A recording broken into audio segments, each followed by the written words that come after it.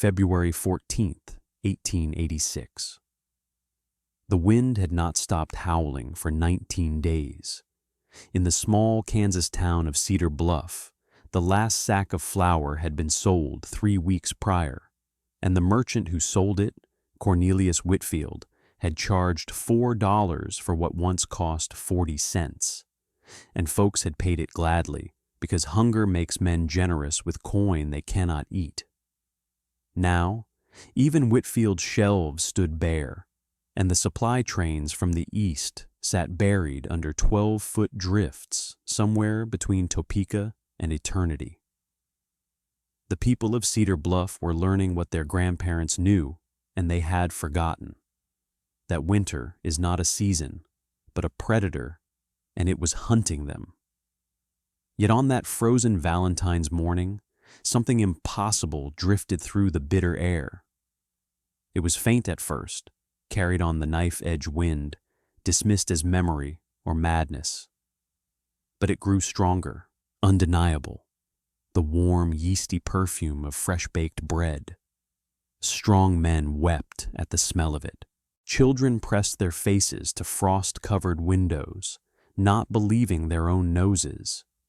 And one by one, the starving citizens of Cedar Bluff followed that sacred scent through the snow, past the frozen creek, up the low hill on the edge of town, to the home of the woman they had called mad. Louisa Mercer stood in her doorway, flour dusting her apron, holding a steaming golden loaf in her bare hands. Behind her, from a passage cut into the hillside, more of that precious aroma poured forth like a promise. The underground bakery they had mocked for 2 years was the only thing standing between Cedar Bluff and starvation. It had begun in the spring of 1884, when Louisa Mercer arrived in Cedar Bluff with little more than a wagon, a strawberry roan mare named Clover, and the memory of bread. She was 38 years old, a widow whose husband had succumbed to cholera on a steamboat 3 years prior, leaving her with modest savings and no children. Before her marriage, she had been Louisa Ashworth, daughter of Heinrich Ashworth, the finest baker in St. Louis. She had grown up with flour beneath her fingernails and the rhythm of kneading in her bones. Her father had taught her everything: the sacred mysteries of sourdough, the patience required for a proper rise, the way a good loaf speaks to you if you know how to listen. After her husband's death, she had drifted westward, seeking purpose. Cedar Bluff, Kansas, seemed as good a place as any to begin again. The town was young and growing, flush with cattle money and ambition. It had a general store, a church, a schoolhouse, and a saloon, but it had no bakery. Bread came in 2 varieties, whatever the general store stocked, usually stale and hard as oak, or what the women of the town made themselves, with varying degrees of success. Louisa saw opportunity, but she also saw something else, something the optimistic settlers of Cedar Bluff refused to acknowledge. She saw how exposed they were. The town sat on open prairie, with no natural windbreaks, no forests for firewood, and a single supply line that ran back east. She had lived through hard winters in St. Louis. She had heard the old-timers speak of the winters further west with a particular kind of fear in their voices. Cedar Bluff was betting its future on the assumption that the weather would remain mild, that the trains would always run, that civilization would keep the wilderness at bay. Louisa Mercer knew better. Civilization was a thin veneer, and winter had no respect for it. Her plan was unconventional. She purchased a small plot of land on a south-facing hill at the edge of town, land that others had passed over because it was too rocky, too sloped, too difficult to farm. She paid $12 for it, and Cornelius Whitfield, who had hoped to acquire it himself for future expansion, laughed at the transaction. $12 for a pile of rocks, he told the men at his store. The widow has more money than sense. Louisa began to dig. Tell us in the comments where you're watching from today. Whether you're in Kansas, the mountains, or somewhere the wind blows just as cold, these lessons of frontier wisdom never grow old. And if you haven't already, subscribe so you don't miss what happens when the crisis finally arrives. The plan, which she had sketched in a leather journal during her journey west, called for an underground bakehouse. She would dig into the south-facing slope, creating a vaulted chamber large enough for a proper brick oven, storage for flour and grain, and space to work. The earth itself would provide what the Kansas prairie could not: insulation, stability, and protection from the wind. Her father had told her stories of the old country, of village bakers in Germany who built their ovens into hillsides to conserve fuel and maintain even temperatures.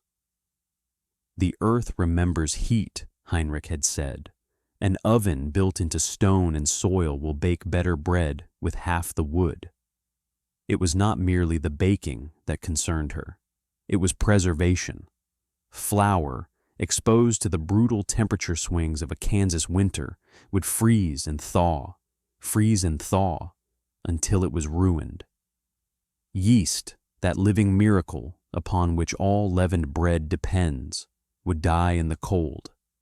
But underground, where the temperature held steady near 55 degrees regardless of the season, flour would keep dry, yeast would survive, and bread could be made when the world above had surrendered to ice. The digging was brutal work for a woman alone. But Louisa was not truly alone. She had Clover. The strawberry roan mare was not young, but she was strong and patient. Louisa fashioned a simple sledge, and together they hauled rock and soil from the growing excavation. The work drew attention. At first, it was mere curiosity. Then, it became sport. Cornelius Whitfield led the mockery, as he led most things in Cedar Bluff. He was a large man with a red face and a booming voice, who had made his fortune selling supplies to settlers at prices just shy of robbery. He controlled the flow of goods into the town, and he liked it that way. A bakery threatened his monopoly on flour and bread.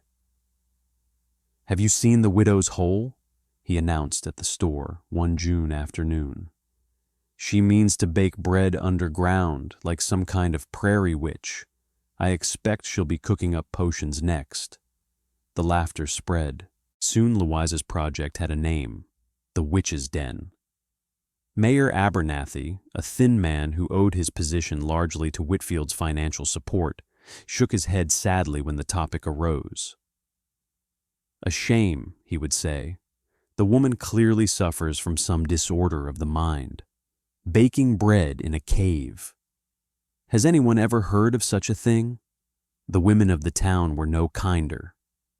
Mrs. Whitfield, the merchant's wife, made a point of inviting every woman in Cedar Bluff to a quilting circle, except Louisa. "We must be careful," she explained to her friends. "Madness can be catching." Through it all, Louisa dug. If you're enjoying this story, hit that hype button right now. It's free, takes a second, and helps this video reach more people who need to see it. Now back to the story. By August, the main chamber was complete. It was 12 feet deep, 18 feet wide, and 10 feet from floor to ceiling at its peak. She had reinforced the walls with stones hauled from a dry creek bed. Fitting them together with mortar, she mixed herself from lime, sand, and water. The ceiling was a gentle arch, not as elegant as her father's ovens in St. Louis, but sturdy and true. The brick oven was her masterpiece. She had purchased the bricks from a kiln in Wichita, spending nearly all her remaining savings to have them freighted in. The oven was built into the back wall of the chamber. its mass designed to absorb heat from a small fire and radiate it evenly for hours. A stone chimney, carefully angled, vented smoke up through the hillside without letting cold air pour back down. She installed heavy oak shelving for flour storage. She built bins lined with tin to keep out moisture and vermin. And in a small alcove near the oven, where the temperature was warmest and most stable, she placed a ceramic crock containing her most precious possession, her father's sourdough starter. The starter had been alive for over 60 years. Heinrich Ashworth had carried it from Bavaria as a young man, nurturing it through an ocean voyage, through poverty and prosperity, through war and peace. He had given a portion to Louisa on her wedding day, and she had kept it alive through every hardship since. It was more than yeast and flour and water. It was memory. It was family. It was proof that life could persist through anything if properly tended. The total cost of the underground bakery, including land, materials, and the precious bricks, came to $147. When she opened for business in September of 1884, she charged 10 cents a loaf, half what Whitfield charged for his stale imports. The bread was extraordinary, crusty and golden on the outside, soft and tangy within. It was unlike anything Cedar Bluff had ever tasted. Word spread. Families began making the trek to the witch's den, returning with loaves that made their neighbors weep with envy. Whitfield was not pleased. He began spreading rumors that Louisa's bread was unwholesome, that baking underground was unsanitary, that no God-fearing person would eat something that came from a hole in the ground. He pressured the mayor to inspect the premises, hoping to find some violation that would force her to close. But the inspection revealed nothing amiss. The underground bakery was cleaner than most kitchens in town. The temperature was cool and constant. There were no flies, no vermin, no mold. Mayor Abernathy, though he searched diligently for a reason to shut her down, found none. Still, the social isolation continued. Louisa was tolerated, but not accepted. She sold her bread, tended her starter, and kept her own counsel. She had no friends in Cedar Bluff, save Clover. But she had her work, and she had her certainty. The first winter, 1884 to 1885, was mild. The trains ran, supplies arrived, and Cedar Bluff congratulated itself on its good fortune. Louisa noted the weather, said nothing, and continued her preparations. She purchased extra grain directly from farmers at harvest, storing it in her underground bins. She stockpiled firewood, cut and stacked in a shed built against the hill. She was not preparing for that winter. She was preparing for the one that would come. If Wild West retribution has become part of your week, consider joining the channel membership. Just a couple dollars a month keeps these stories coming. Links below, and hit that hype button if you haven't already. Now, back to the story. The summer of 1885 was hot and dry. The wheat harvest was poor, and prices rose accordingly. Whitfield, ever the opportunist, bought up what grain he could and raised his prices. Louisa, who had secured her supplies the previous fall at lower rates, kept her bread at 10 cents. Whitfield's resentment deepened into genuine hatred. Autumn brought signs that troubled Louisa. The geese flew south early in great honking flocks that darkened the sky. The woolly caterpillars she found were solid black, an old wives' tale perhaps, but her father had sworn by such signs. The old farmer 3 miles north, a man named Hoskins, who had lived on the prairie for 30 years, told anyone who would listen that a killing winter was coming. no one listened. They called him a pessimist. They called him a fool. In late October, Louisa doubled her firewood supply. She purchased an additional 200 pounds of flour from a farmer passing through, paying cash when others were buying on credit. She checked and rechecked her stores, her starter, her oven. Clover was moved into a small stable she had built into the hillside, connected to the bakery by a short passage. The mare would have shelter, warmth, and company through whatever was to come. November brought the first snows. They were heavy and early, and they did not melt. December was brutal. The temperature dropped to 20 below zero and stayed there. The wind blew constantly, piling snow into drifts that buried fences and outbuildings. The supply trains, which had been running sporadically, stopped entirely after a blizzard on December 18th, buried the tracks under drifts taller than a man. Cedar Bluff was cut off. At first there was no panic. Folks had supplies. Christmas came and went, celebrated quietly, with families rationing their stores. But as January ground on, the reality set in. The flour was running out. The meat was gone. Families who had never known true hunger began to understand what it meant. Whitfield's store became a grim theater. Each morning a crowd would gather, hoping for news of the trains, hoping for some miracle of resupply. Each morning, they left disappointed. Whitfield, who had hoarded the largest stocks, began selling at outrageous prices: $1 for a cup of flour, $2 for a pound of salt pork. People paid. They had no choice. By February, even Whitfield's reserves were exhausted. His shelves, once the symbol of Cedar Bluff's prosperity, stood empty. The town was starving.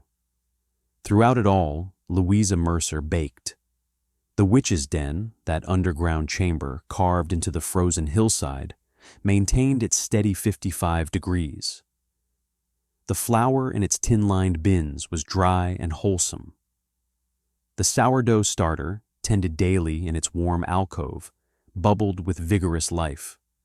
The brick oven, fed with the firewood Louisa had so carefully stockpiled, produced its even, reliable heat. Every morning before dawn, she would descend into her bakehouse, kindle the fire, and begin the ancient ritual. Mix the sponge, let it rise. Knead the dough, shape the loaves, let them proof, slide them into the oven. Wait, listen, remove them at the perfect moment, their crusts crackling, their interiors soft and steaming. For weeks she had been quietly delivering bread to those she knew were suffering most. The widow Patterson, whose husband had died in November. The Hoskins family, whose children were thin and pale. The elderly Mullers, who had no one to help them. She asked for nothing in return. She simply left the loaves at their doors, wrapped in clean cloth, warm against the killing cold. On February 14th, the wind shifted, and for the first time in weeks, the air was calm enough to carry a scent.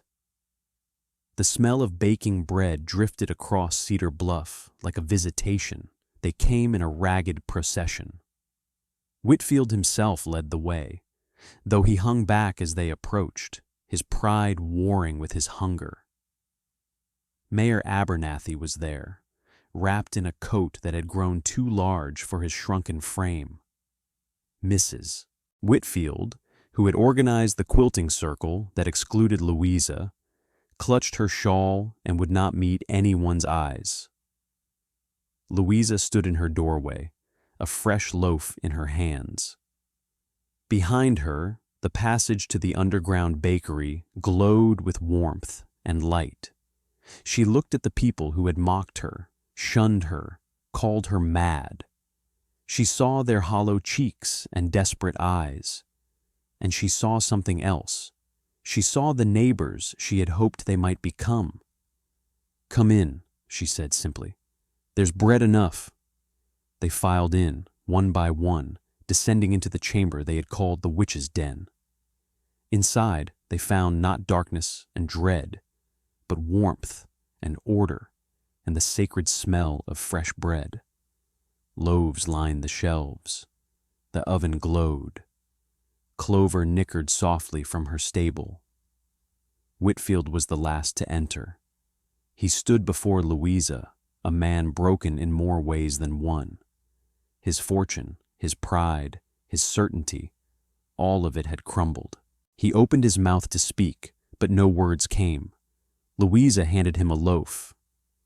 "Eat, Mr. Whitfield," she said. "Bread is meant to be shared." He took it with trembling hands.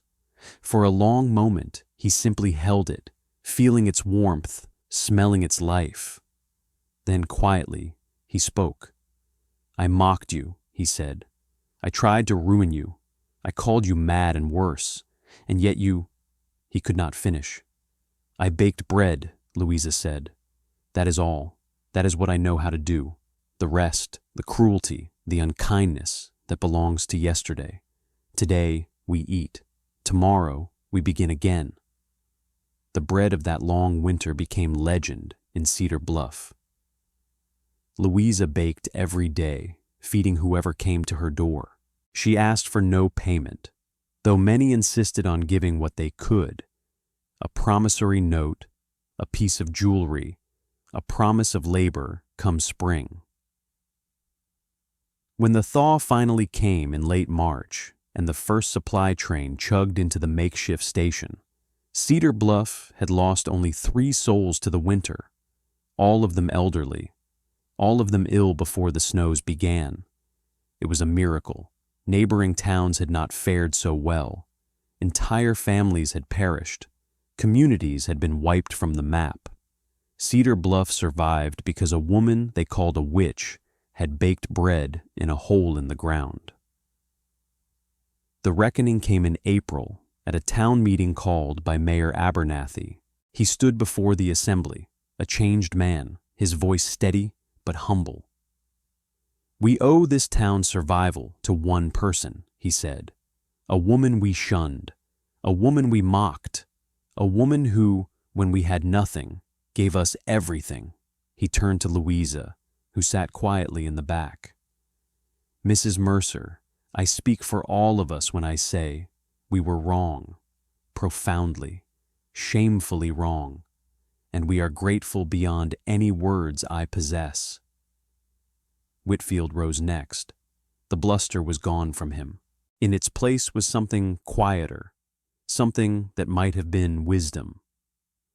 "I have been a proud man," he said.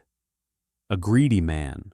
I charged my neighbors $4 for flour that cost me 20 cents. I hoarded when I should have shared. And when the worst came, I had nothing to offer but empty shelves." He looked at Louisa. "You built something I could never understand. Not just a bakery, but a gift. A gift to people who had given you nothing but scorn." He paused. "I would like to learn, if you would teach me, if you would teach us all." Louisa stood. The room fell silent. "My father used to say that bread is the oldest kindness," she said. "Flour and water and time, transformed by heat into something that sustains life. It asks nothing of the one who eats it. It simply nourishes." She looked around the room at the faces of her neighbors, faces that had once turned away from her, now turned toward her with something like hope. "I will teach anyone who wishes to learn," she said, "not because you have earned it, but because bread is meant to be shared, and so is knowledge." Thank you for watching this story about Louisa Mercer and the underground bakery of Cedar Bluff. In times of plenty, preparation looks like foolishness. In times of hardship, it looks like salvation. If this story reminded you that true wisdom often comes from the people we least expect, please share it with someone who needs to hear it. Subscribe to Wild West Retribution for more stories of frontier resilience and quiet vindication. Tell us in the comments, has anyone ever mocked you for preparing for something others couldn't see coming? That summer, 3 more underground bakehouses were dug into the hills around Cedar Bluff, each one built under Louisa's careful instruction.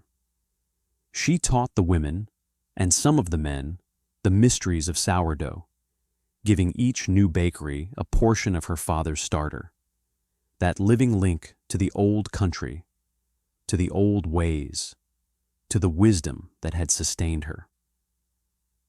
The phrase digging a mercer entered the local vocabulary.